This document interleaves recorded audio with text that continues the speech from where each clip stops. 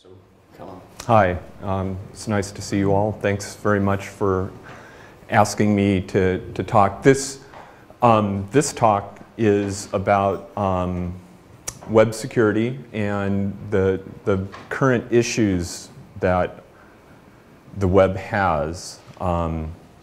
As I hope we all know that there's some problems with web security today. And this is about what's going on and what we're trying to do to fix it. So the current web has some holes. We have some help on the way. And there's some examples on solving some real-world problems. And where we're going, there's still some work to do. So the web's got some problems. It looks sort of like this today. And it's really difficult to do simple things safely. You can't include an ad on your site safely. You can get cross-site scripted. There can be cross-site request forgery issues. You can't just include third-party analytics for sure and be safe unless you suck all the analytic code over, you analyze it, and then stick it up. If you allow user input like a forum, /dot for comments, anything where data that you take from arbitrary users out on the web and incorporate it into your web application is very difficult to do safely. Basically, it's impossible today. And many sites find it difficult just to try to use HTTPS uniformly. It's amazing, but even today, most sites run insecurely in terms of the use of the secure transport protocol. And some people are starting to figure out, gee, it would be a good idea to run uniformly over HTTPS. But if you are actively including information from other sites in a dynamic fashion and they are insecure, then you still have holes. So what are some of the holes? There's cross-site request forgery, there's cross-site scripting, clickjacking, malvertising, which is misuse of ad networks to attack people. You can have man-in-the-middle problems with TLS SSL. This one's actually a sub-piece of that one. So SSL strip, which is Moxie Marlinspike's tool that you can go download and use to do man-in-the-middle attacks on people. I think I have some examples or something we can talk about, details if we want to. So if I go too fast, let me know. And if you want to deep dive on anything, this is kind of an overview. Perhaps I can go through the overview and then we can talk about details if you want. Wow, look at that. Okay. So these things exist because there's core protocol technology weaknesses. Too much is required of developers. In a medium to large web application, the people who are developing the code that implements the web application are different from the people who run the website, the web application, deploy it in a day-to-day fashion. And your developers today have to get everything right. They have all the embedded URLs in the code, which may be assembled dynamically at runtime, have to have HTTPS on them if you really want to be secure. They have to be very careful with implementing cookies and making sure that every cookie has the secure flag, every cookie has the HTTP only flag. there's many ways that the developers of the web application can make a mistake and cause the deployed web application to be insecure. So this begs the question of having some form of security policy mechanism, an overall one that the site deployers can use to try to address possible site vulnerabilities that sneak in at development time and try to address those at deployment time or at runtime. So there's these core protocols and technologies that have these weaknesses. Like we were just talking about, cookies are broken. There's all these flags with cookies. The scoping rules are incorrect. The scope rules go up the tree rather than down the tree on the cookie path. That's just the way they got implemented, and it's a problem. The secure flag, a lot of people don't understand what the secure flag means. So people who are developing web apps sometimes misinterpret it and think it means one thing and then use it and then don't use it, or believe that it means that the cookie is secure. Like if you take the cookie from here to there, it's secure. Well, no, it's not. The secure flag means please don't leak me outside of an HTTPS connection. HTTP only and the secure flag are only partially effective.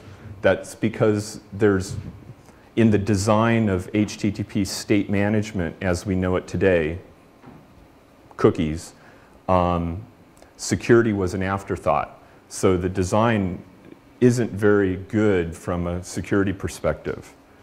And there's just so much you can do. A key aspect is that a network man-in-the-middle attacker, if you spoof example.com, it will overwrite the cookies, even if they have secure flags, for HTTPS, example.com. Those are two different origins. The browser has this notion of origin, and an origin is the scheme, the host, and the port. It's a tuple.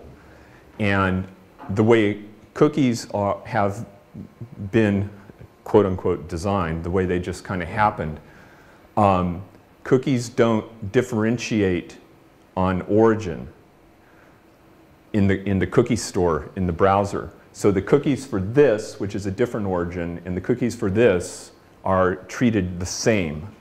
And so if this site emits cookies to the browser for this, and it will overwrite the cookies that the browser already has stored for that one. So you can attack sites that way. So going on to more issues, browsers try really hard to interpret things as HTML and JavaScript. So if you have some way to inject arbitrary UTF-8 octets into the document object model in the browser will look at it and go, gee, is that JavaScript? Let's try to evaluate it. Let's try an eval on it. See if I can run it. And it's just the way they were written back in the old days before people started thinking about security and going, oh, wow, bad guys might try to exploit this.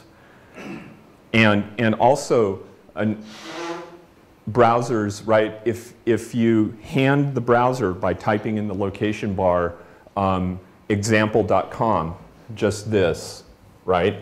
The first thing they do is they put HTTP in front of it and go, okay, I'm going to try to dereference this and connect to it.